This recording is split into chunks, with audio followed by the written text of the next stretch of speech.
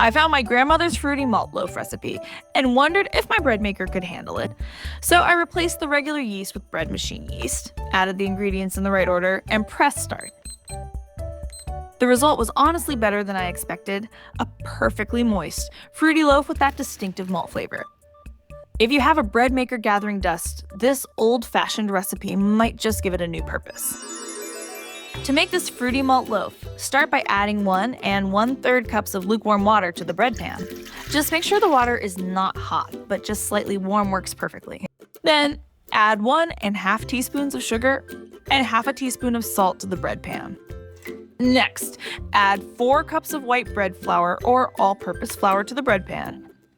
Then, make a well in the center of the flour as you see me doing here, and add 1 teaspoon of bread machine yeast into the well. Finally, add 3 tablespoons of malt extract to the bread pan. The malt extract gives this loaf its distinctive deep flavor and helps create that wonderful moist texture that makes traditional malt loaf so irresistible. Now, place the bread pan in the bread maker and lock it in place. Close the lid and then, from the bread maker menu, choose sweet bread or basic white bread setting and let the bread maker start mixing all the ingredients. Once all the ingredients are more or less mixed, add the cup of sultanas or raisins, or wait until you hear the beep that signals it is time to add extras. If your machine does not beep, I find adding the sultanas about 5 minutes into the mixing cycle works well.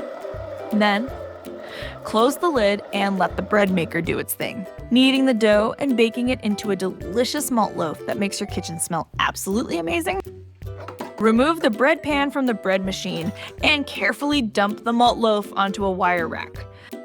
This malt bread turns out a bit more dense than regular bread, but has such a nice and moist texture. It has that rich, sweet malt flavor that reminds me of caramel.